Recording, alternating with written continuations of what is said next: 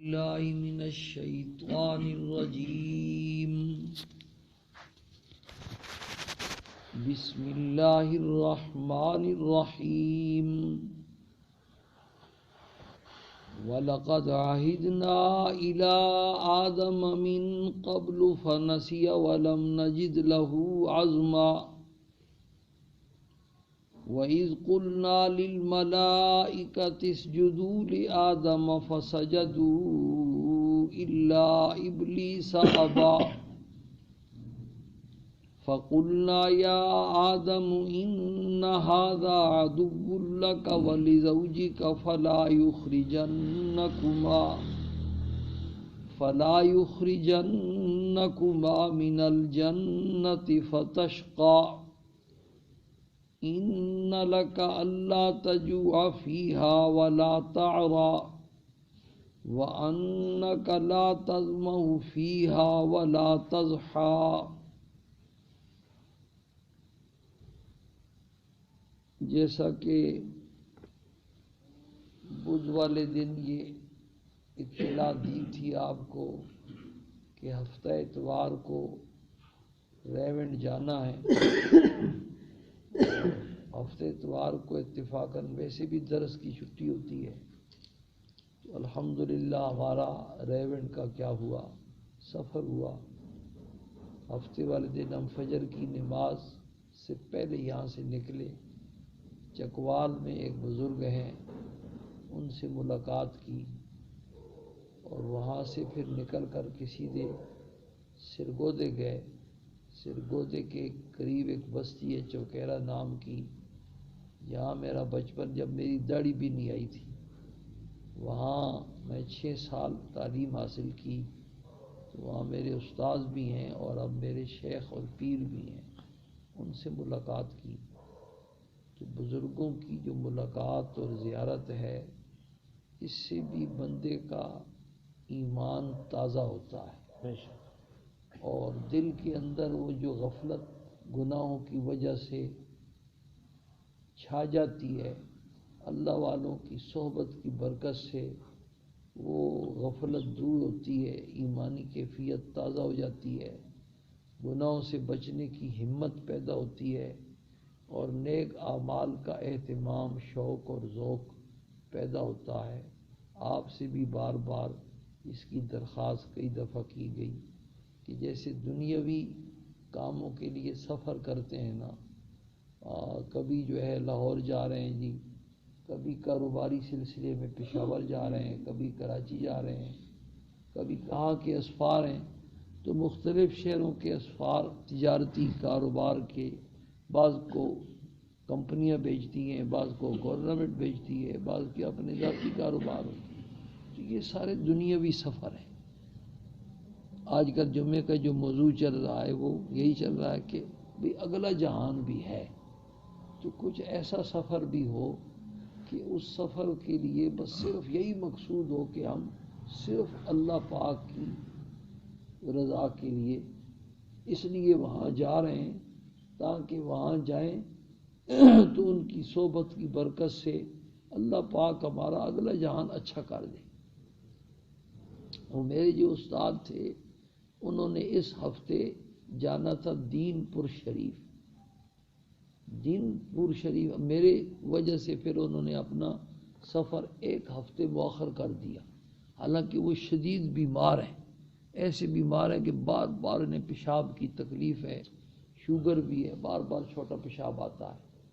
تو دین پور شریف خان پور کے قریب ایک بستی ہے، اور وہ دین پور کیا اللہ والوں کی بستی ہے. وہاں ایک بزرگ تھے خلیفہ غلام محمد صاحب، جو حضرت مولانا احمد علی صاحب لاہوری رحمہ اللہ کے خلیفہ تھے اور شیخ تھے. پھر ان کے صاحبزادے تھے مولانا عبدالحادی صاحب حضرت درخواستی، اور یہ بڑے بڑے لوگ وہاں اس قبرستان میں مدفون ہیں. میں تقریباً کوئی 80 کی بات ہے، 81 کی، کہ حضرت مولانا عبداللہ درخواستی رحمہ اللہ کے پاس خان پور میں دورہ تفسیر پڑھتا تھا. یہ جو ہمارا یہ شعبان رمضان کا مہینہ چل رہا ہے نا، تو اس میں مدارس کی چھٹیاں ہوتی ہیں. تو مختلف جگہوں پر بزرگ جو ہے نا قرآن پاک کی تفسیر کے دورے پڑھاتے ہیں. میں نے الحمدللہ 5 مرتبہ یہ پڑھا ہے مختلف بزرگوں سے. تو حضرت درخواستی کے پاس میں دورہ تفسیر پڑھتا تھا تو وہاں سے ہر جمعرات کو ہم پیدل جو ہے نا دین پور شریف جاتے تھے. دین پور شریف جو ہے نا وہاں اس وقت کے بزرگ تھے میاں سراج احمد صاحب، تو ان سے ملاقات ہوتی. پھر دین پور شریف کی قبرستان میں بھی جاتے. میرے سامنے قرآن کھلا ہوا ہے، میں آپ کو بتا نہیں سکتا کہ دین پور شریف کے قبرستان کی کیا کیفیت. آدمی سمجھتا، میں اس وقت بچہ تھا، اتنی عمر نہیں تھی میری، تو ایسا لگتا تھا جیسے بندہ جنت میں داخل. یہاں اللہ والے مجبور ہوتے ہیں تو اللہ پاک کی رحمتوں کی انوارات کی وہاں کیا مشہور بارش. مولانا عبید اللہ سندھی رحمہ اللہ وہاں مدفون. تو میں کہنے کا مقصد یہ تھا کہ ہمارے وہ جو استاد محترم ہیں ان کا اس ہفتے وہاں دین پور شریف کا سفر. میں نے پوچھا حضرت کیوں جا رہے تھے؟ تو کہتے ہیں وہاں میاں مقصود صاحب جو مولانا خلیفہ غلام محمد صاحب کے پڑپوتے ہیں اس وقت، صرف ان کو دیکھنے جا رہے ہیں. ان کی کہتے ہیں ایسی نورانی شکل ہے کہ بندہ دیکھتا ہے تو دیکھتا ہی رہ جاتا ہے. بہرحال اس طرح بزرگوں کی ملاقات کرتے کرتے تقریباً 4 بجے پھر ہم سرگودے سے سفر کرتے کرتے 4 بجے ریونڈ جا کے پہنچے. اور صبح نماز سے پہلے کے نکلے ہوئے تھے، دوپہر کا آرام بھی نہیں کیا تھا تو تھک کے چور ہو گئے. وہاں جا کے پڑھ گئے. امتحان لینے کی تو ہمت نہیں تھی. وہاں پھر عصر کی نماز جماعت سے پڑھی تو جہاں نماز پڑھی تھی وہیں میں لیٹ گیا. لڑکوں نے دبایا شبایا. پھر مغرب کی نماز بھی جماعت سے پڑھی. اتنے بڑے مجمع کے ساتھ کوئی ایک آدمی کی نماز بھی قبول ہو جائے تو اللہ پاک اس کی برکت سے سب کی نمازیں کیا کرتے ہیں. اس کے بعد 100 لڑکے کا امتحان، 140 کا امتحان لگایا تھا. تو میں نے کہا ابھی مجھے تو دل کی تکلیف ہے، یہ 40 والے ہیں نا ان کو کسی اور کے دل میں لگاؤں. تو 100 لڑکے کا امتحان تھا. پھر رات کو 11 بجے تک تقریباً اکثر کو میں نے نمٹا دی. درمیان میں کھانا بھی کھایا. عشاء کی نماز پھر جماعت کے ساتھ 9:15 بجے عشاء کی نماز تھی وہ پڑھی. اس کے بعد 11 بجے تک امتحان لیتے رہے. جو بچ گئے تھے صبح فجر کی نماز سے پہلے ان کو میں نے نمٹا دیا. پھر بھی تھوڑے سے بچ گئے تو ان کو ناشتے سے پہلے نمٹا دیا. ناشتہ تب کیا جب امتحان سے ہم 100 لڑکے کو نمٹا کے فارغ ہو. یہ تو میری روداد ہے. اور مجمع جو تھا وہ ریونڈ کا مرکز وہ میں اس وقت سے ریونڈ الحمدللہ جا رہا ہوں جب میری داڑھی بھی نہیں آئی تھی. سارے بڑے بڑے اجتماعات میں نے اس میں شریک ہوا. اور جب چھوٹی سی مسجد ہوتی تھی، اور اب تو بہت بڑی مسجد ہے، لیکن مسجد فل تھی کیونکہ مدارس کی چھٹیاں ہیں تو مدارس کے طلباء اور اساتذہ جو وقت لگاتے ہیں چلہ لگاتے ہیں وہ اس میں پہنچے ہوئے تھے. اس میں پھر نوجوان بھی نظر آئے، بوڑھے بھی نظر آئے. اکثریت تو پٹھانوں کی نظر آئی ماشاء اللہ. تو ان بوڑھوں کو دیکھ کر کے مجھے رشک آتا تھا کہ اللہ پاک بس اللہ جس کسی کو توفیق دے دے کہ ان کا بڑھاپا کیسے گزر رہا ہے. اور ریونڈ ایسی جگہ ہے کہ آپ سچ پوچھیے اگر دل کی آنکھیں کھلی ہوں تو آدمی کو کھلے عام انوارات کی جو ہے نا وہ رحمت کی بارش برستی نظر آ. حرمین کے بعد جو سکون ریونڈ میں ملا وہ کسی اور جگہ نصیب نہیں ہوا. اور کئی مرتبہ دل میں آیا کہ بستر لے کے 10-15 دن کے لیے یہاں آ جائیں مسجد والوں سے بھی، لیکن بیوی چھٹی نہیں دیتی. سارے چھٹی دے دیتے ہیں، بیگم جو ہے نا وہ چھٹی دینے کے لیے لیکن یہ مجھے بھی ساتھ لے جائے. یہ بڑا مشکل کام ہے. تو بھائی آپ سے یہ سنانے کا کیا مقصود ہے؟ یہ سنانے کا مقصود یہ ہے کہ اب بھی وقت ہے. اس سے پہلے کہ آپ چارپائی پہ پڑ جائیں اور پیشاب پخانے کے کیا ہو جائیں محتاج ہو جائیں اور پھر آپ کہیں کہ ہائے میں نے کچھ لگایا ہوتا کچھ کیا ہوتا. جس کو آپ لگائیں گے وہ آگے لگائے گا وہ آگے لگائے گا. اور یہ سلسلہ قیامت تک جو ہے نا کیا کرے گا. یہ الہامی میں نے ان کی ایسا نہیں ہے کہ میں نے پوری ہسٹری پڑھی ہے اور ایک دفعہ نہیں بار بار پڑھی ہے. یہ جو پورا خاندان ہے نا ان کی اوپر سے لے کر نیچے تک جتنے بزرگ گزرے ہیں ان سب کی جو سوانح حیات ہے سوانح عمری ہے وہ میں نے بار بار پڑھی ہے. ایسا خاندان اللہ والے پورے خاندان میں اللہ والوں کی کثرت ہے. اب تو یہ کچرا رہ گیا. حدیث شریف میں آتا ہے کہ لوگوں کی مثال جو ہے نا ایسا ہے کہ جس کا ایک حوض ہو صاف پانی پیا جا چکا ہو اور نیچے جو گند رہ جاتا ہے نا حوض کے نیچے. اب تو لوگوں کا یہ حال رہ گیا. مفتی علی بخش کاندھلوی رحمہ اللہ اس خاندان کے سب سے بڑے بزرگ تھے اور وہ شاہ عبدالعزیز محدث دہلوی رحمۃ اللہ علیہ کے جو ہے نا کیا تھے شاگرد بھی تھے اور مرید بھی تھے. مولانا رومی رحمہ اللہ نے اپنی کتاب کے آخر میں ایک واقعہ شروع کیا اور وہ واقعہ درمیان میں پہنچا تو کتاب ختم کر دی اور وجہ یہ بتائی کہ اب اوپر سے آمد بند ہو گئی مضامین کی. میرے بعد ایک آئے گا کئی سو سال کے بعد آئے گا وہ اس کتاب کو کیا کرے گا پورا کرے گا. تو مفتی علی بخش کاندھلوی رحمہ اللہ نے مولانا روم کی جو مثنوی ہے نا اس کو کیا کیا مکمل کیا. اور اس مکمل کرنے کی بھی عجیب تاریخ ہے. حضور صلی اللہ علیہ وسلم کی مجلس میں حضرت مولانا رومی بھی حاضر ہیں مفتی علی بخش کاندھلوی بھی حاضر ہیں اور سرکار دو عالم صلی اللہ علیہ وسلم بھی موجود ہیں. خواب میں مفتی علی بخش صاحب کو یہ منظر دکھایا گیا اور مولانا رومی فرما رہے ہیں کہ میں اس کو کہتا ہوں لکھو یہ لکھتا نہیں ہے آپ اس کو ارشاد فرمائیں. تو حضور نے فرمایا بھی پورا کر. اب جب لکھنے کا وقت آیا تو مفتی علی بخش کاندھلوی رحمہ اللہ نے شاہ عبدالعزیز رحمہ اللہ کو خط لکھا کہ حضرت یہ حکم آیا ہے اور واقعہ ادھورا ہے اب اس واقعے کو پورا کیسے کروں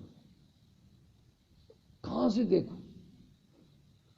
تو حضرت نے کچھ آیات پڑھی کہ یہ آیات پڑھ کر کے مولانا رومی کی روح کو کیا کرو ایصال ثواب کرو وہ تیری رہنمائی کرے. تو انہوں نے وہ آیات پڑھ کر کے مولانا رومی کی روح کو ایصال ثواب کیا. تو مولانا رومی خواب میں آئے اور کہا کہ تم ایسا کیا کرو عصر کے بعد حجرے میں قلم لے کر کے بیٹھ جایا کرو بس اللہ پاک لکھوائیں گے خود بخود تیرے دل میں آئے گا اور لکھ دے. اس طرح جا کر کے یہ ایسے لوگ گزرے. مولانا مظفر حسین کاندھلوی رحمہ اللہ انہی کے خاندان کے بزرگ تھے اور ان کا تقوی ایسا مشہور تھا کہ اس کی لوگ مثالیں دیتے تھے. اسی خاندان کے مولانا اسماعیل صاحب ان کے والد تھے پھر ان کے صاحبزادے تھے مولانا الیاس صاحب پھر ان کے صاحبزادے تھے مولانا یوسف. ایک سے ایک بڑھ کر کے مولانا اسماعیل صاحب رحمہ اللہ جو ان کے والد تھے نا وہ بنگلے والی مسجد میں رہتے تھے ان کا قیام تھا اور میواتی جو ہے نا وہاں سے پاس سے گزرتے تھے یہ اکیلے ہوتے تو ان کو پکڑ کے لے آتے بھی کہاں جا رہے ہو اللہ کے بندو. کہتے ہم تو دہلی جا رہے ہیں مزدوری کے لیے. کتنے پیسے ملیں گے؟ اتنے پیسے ملیں گے. تو اگر وہ پیسے یہاں مل جائیں صبح ہوگا ہمیں تو پیسے چاہیے. ان کو لے آتے وضو کراتے نماز سکھلاتے قرآن سکھلاتے اور شام کو اتنے پیسے دے دیں. تو وہ کچھ دن تو ان کو اس طریقے سے قابو کیا پھر آہستہ آہستہ ان کو بھی چسکا پڑ. ہر چیز کا چسکا ہوتا ہے نا. اس کا یہ جو دینی تعلیم ہے نا اس کا بھی چسکا ہوتا ہے اور اس کا روحانی چسکا ہے روحانی لذت ہے. یہ جو مدرسے کی چھٹیاں ہوتی ہیں تو طلبہ علم خوش ہوتے ہیں لیکن ہم پریشان ہو رہے ہوتے ہیں اب کیا کریں گے. جب سبق پڑھانے جاتے ہیں تو طبیعت خوش ہوتی ہے جس دن چھٹی ہوتی ہے اس دن طبیعت میں بے چینی ہوتی ہے. جیسے آدمی کو کھانا نہ ملے یا کوئی دوائی کھا رہا ہے وہ دوائی نہ کھائے تو سارا دن بے چین. ہماری بھی اب یہ غذا ہے یہ تو اس کا ایک چسکا ہوتا ہے. ان کو پھر چسکا لگ گیا چسکا پڑ گیا تو پھر پیسے کیسے تو بھول گئے سیدھے لائن میں جو ہے نا وہاں سے قافلے گزرتے، لوگ گزرتے، ان کو بلا کے لاتے، کنویں سے خود پانی کھینچ کر کے ان کو پانی پلاتے، ہاتھ دھلاتے، پھر کھانا کھلاتے۔ اس طرح انہوں نے اس مسجد کو کیا کیا؟ آباد کیا۔ پھر ان کے جانشین، ان کے بڑے بیٹے تھے مولانا محمد، ان کا نام تھا، وہ بنے۔ پھر اس کے بعد مولانا الیاس صاحب رحمہ اللہ بنے۔ مولانا الیاس رحمہ اللہ جو ہے مدینہ منورہ تشریف لے گئے تو وہاں سے آنے کو دل نہیں کرتا تھا، تو آپ صلی اللہ علیہ وسلم کی خواب میں زیارت ہوئی، بھی جاؤ ہندوستان جاؤ، تم سے کام لیا جائے گا۔ تو اس وقت مولانا سید حسین احمد مدنی رحمہ اللہ کے بڑے بھائی جو تھے وہ مدینہ منورہ میں زندہ تھے، موجود تھے۔ تو یہ ان کے پاس گئے کہ ایسا اشارہ ملا ہے اور میں تو کمزور آدمی ہوں، مجھ سے کیا کام ہوگا؟ تو انہوں نے تسلی کی بھی ہے، جاؤ تم جاؤ، تمہیں یہ تو نہیں کہا کہ تم کام کرو گے، بلکہ تمہیں یہ فرمایا ہے کہ تم سے کام لیا جائے۔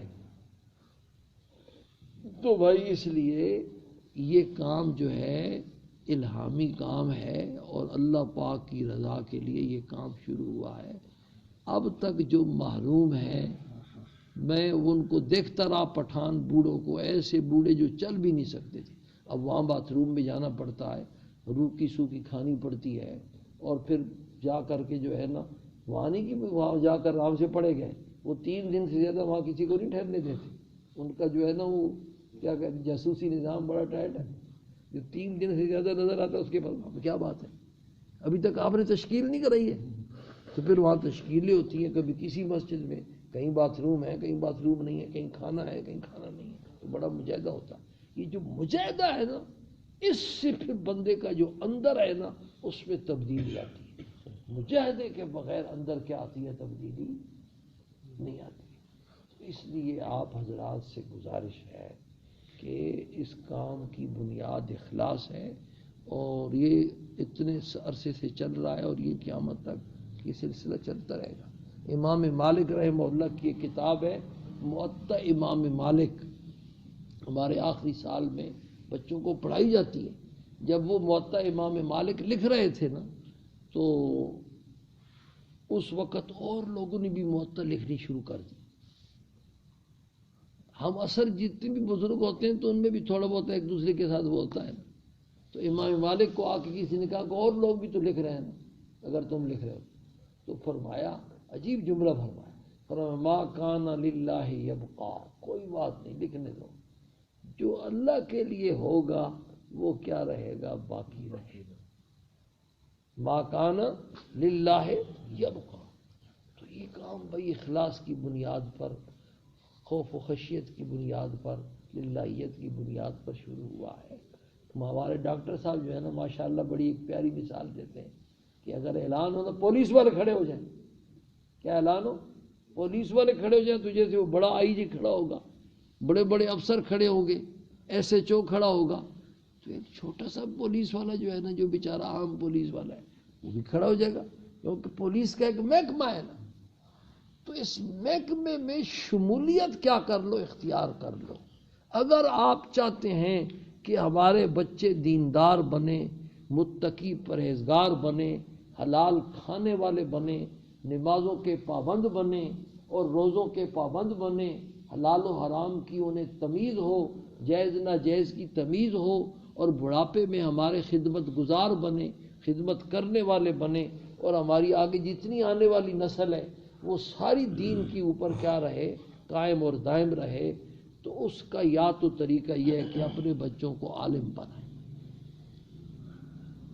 اگر نہیں تو پھر دوسرا عوام الناس کے لیے جو دوسرا طریقہ ہے وہ یہ کہ بچہ ڈاکٹر تو ہو لیکن دیندار ڈاکٹر ہو، انجینئر ہو، دیندار انجینئر ہو، اس کو حلال حرام کی تمیز ہو، جائز ناجائز کی تمیز ہو، نمازوں کی فکر ہو کہ میری نماز نہ چلی جائے، میری نماز نہ چلی جائے، میرے روزہ نہ رہ جائے، آج میں نے قرآن پاک کی تلاوت کی ہے نہیں کی ہے، آج میں نے تسبیحات پوری کی ہے یا نہیں کی ہیں۔ ان ساری چیزوں کی فکر کریں گے تو اس کا یہی ایک راستہ ہے، یہ ایسا راستہ ہے کہ اس میں دنیا کے کام بھی نہیں رکتے، وہ بھی چلتے رہتے۔ اور بوڑھوں کے لیے تو میں کہتا ہوں یہ بس کیا ہے، نسخہ ہے، کیمیا ہے۔ بوڑھے گھر میں کیا کہتے ہیں، بوئے کہتی ہیں بہو بیٹھا ہوا ہے، بچوں کو کیا کرتی ہیں، ڈراتی ہیں، ویلا بابا۔ وہ کہنے کو تو کیا ہوتا ہے، ویلا ہوتا ہے، کبھی اس بہو کے کام ہے، کبھی اس بہو کے کام ہے، کبھی اس بہو کے کام ہے، کبھی جو ہے نا کیا کام ہے۔ گھر پورے خاندان میں جو فوتگی ہو جائے تو اس کی دعا کے لیے بوڑھا ہے، شادی ہو جائے تو اس میں شرکت کے لیے کیا ہے، بوڑھا ہے، بچوں کو سکول لانا ہے تو اس کے لیے بوڑھا ہے، سکول سے واپس لانا ہے تو اس کے لیے کیا ہے، بوڑھا ہے۔ تو بھائی صبح کا بھولا ہوا شام کو اگر واپس آ جائے تو اس کو اگر مزہ نہ آیا نا تو پیسے واپس۔ آپ ایک دفعہ حصہ ڈال کر کے دیکھیں۔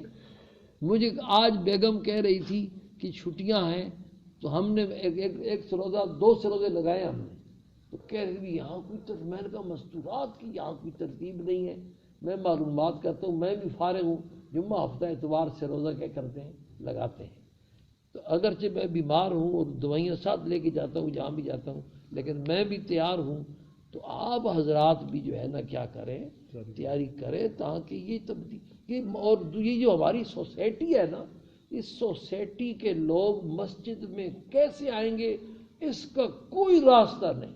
میں جمعے والے دن جتنا اچھل کود کرتا رہوں، میری اچھل کود جو ہے نا بالکل وہ ضائع ہے۔ اس کا تو بھئی ایک ہی طریقہ ہے، خصوصی گشت، اور خصوصی گشت ایک مرتب طریقے سے ہو، سارے سر جوڑ کر کے بیٹھیں اور پوری سوسائٹی کا سروے کریں کہ پوری سوسائٹی کی کتنی گلیاں ہیں، ہر گلی میں کتنے مکان ہیں، ہر مکان میں کتنے بالغ افراد ہیں، اور ان کی ڈیوٹی کیا ہے، کس وقت جاتے ہیں دفتر، کس وقت آتے ہیں، ان میں سے کون۔ میں ابھی میرے سامنے قرآن پڑھا ہوا ہے، میں وہاں حرم میں یہی دعا مانگتا رہا، اللہ جو مسجد میں نماز پڑھنے آتے ہیں، نماز کے عادی ہیں، انہیں درس کا اور جمعے کے بیان کا عادی بنا، جماعت کا عادی بنا، تعلیم کا عادی بنا، اور جو مسجد میں نہیں آتے ہیں اے اللہ ان کو مسجد میں لا، ان کا دل مسجد کی طرف کیا کر دے، پھیر دے، تاکہ ہماری مسجد جو ہے کیا کرے، آباد ہو جائے۔ تو اس طرح آپ سر جوڑ کے بیٹھیں گے نا تو بھائی یہ اللہ پاک کا کام ہے، آپ اللہ پاک کا کام کریں گے، اللہ پاک آپ کے سارے کام کریں گے، اور خود بخود ان کے راستے بن جائیں گے، اور جو رکی ہوئے بھی آپ کے کام ہیں نا، جن کے لیے آپ بھاگ دوڑ رات دن کر رہے ہیں نا، وہ رکی ہوئے کام بھی آپ دیکھیں گے ان کے بھی راستے بن رہے ہیں۔ اگر آپ نے اللہ پاک کا کیا ارشاد، ان تنصر اللہ ینصرکم، اگر تم اللہ کی اور اللہ کے دین کی یعنی مدد کرو گے تو اللہ پاک تمہاری بھی خود بخود مدد کرے گا۔ یہ ہم مولویوں کے کام کیوں بنتے رہتے ہیں؟ وہ اس لیے بنتے رہتے ہیں کہ ہمارا بھی کام دین کا کام ہے، نیت میں فطور بھی ہو تو معافی مانگتے رہتے ہیں اللہ پاک سے، اخلاص کی دعا مانگتے رہتے ہیں، گناہ ہو جائے تو معافی مانگتے رہتے ہیں، لیکن کام ایسے ہمارے چلتے ہیں، بنتے رہتے ہیں کہ آپ کو بتا نہیں سکتے۔ وہ اس دفعہ راستے میں ہم ریونڈ جا رہے تھے تو میں نے دوستوں کو ایک شعر سنایا، وہ شعر سننے والا ہے، وہ شعر یہ ہے، جرعہ، ایک فارسی کا شعر، ایک بزرگ کا، جرعہ خاک آمیز چوں مجنو کو ند، صاف گر باشد نہ دانم چوں کو ند۔ جرعہ خاک آمیز یہ ایسی تیز شراب ہے کہ اس کا ایک گھونٹ جس میں مٹی ملی ہوئی ہے وہ میں نے پی لیا ہے اور اس نے مجھے دیوانہ بنا دیا، پاگل بنا دیا، عقل میری کیا کر لی، اس نے چھین لی۔ تو ایسی شراب ہے تیز کہ اس شراب کا خاک ملا ہوا گھونٹ بھی، خاک کی امیزش والا گھونٹ بھی، اس گھونٹ نے مجھے پاگل بنا دیا ہے۔ صاف گر باشد نہ دانم چوں کو ند، اگر یہ گھونٹ اور شراب صاف ہوتی، مٹی ملی ہوئی نہ ہوتی تو مجھے پتہ نہیں پھر یہ کیا کرتی۔ ہماری یہ جو دینداری ہے نا، یہ ظاہری دینداری ہے، دل بیماریوں سے، گناہوں سے بھرا ہوا ہے، خیالات سے، نفسانی، شہوانی، ہم سب کا ہے خیال۔ میں سب سے پہلے اپنے آپ کو کہتا ہوں، باقی آپ، یعنی ہماری یہ ظاہری دینداری ہے، نماز روزے کی حد تک، باقی ہمارے اخلاق معاملات سارے بگڑے ہوئے ہیں۔ لیکن اس کے باوجود اللہ کا اتنا کرم ہے، تو اگر ہم صحیح دینداری کو اختیار کریں جو واقعتاً اللہ والوں والی دینداری ہے، تو پھر کیا ہوگا ہم سوچ بھی نہیں سکتے۔ تو اس لیے آج کے درس کا حاصل جیسے عمرے کے تاثرات وہ منفی تاثرات بیان کیے، یہ مثبت تاثرات کیا کیے ہیں بیان کیے ہیں۔ بھئی اب جن کا اب تک وقت نہیں لگا وہ سوچیں، اور ہر کام جو ہے نا وہ تدریج، میں یہ نہیں کہتا کہ آپ یکدم 4 مہینوں کے لیے نکل جائیں، ہاں سروزے کے لیے نکلیں، مسجد کی جو تعلیم ہوتی ہے اس میں جڑیں، گش میں اپنے آپ کو جوڑیں، آہستہ آہستہ، کم از کم، اور نہیں ہو سکتے تو آخری اس راستے میں کسی نے ہمیں سنا کہ حاجی صاحب فرمایا کرتے کہ 90 سال کی بڑھیا ہے نا گھر میں پڑی ہوئی ہے، تو وہ بھی اتنا کام جو کر سکتی ہے نا، دعا مانگے اے اللہ تیرا دین پوری دنیا میں کیا کرے پھیل جائے، یہ دعا تو کم از کم کر سکتے ہیں۔ اللہ پاک ہم سب کو اس کی سمجھ عطا فرما دے، اور ہمارے لیے راستہ اللہ پاک جو ہے نا کھول دے، اور جتنی رکاوٹیں ہیں اللہ پاک وہ ساری رکاوٹیں جو ہے نا کیا کرے، دور فرما دے۔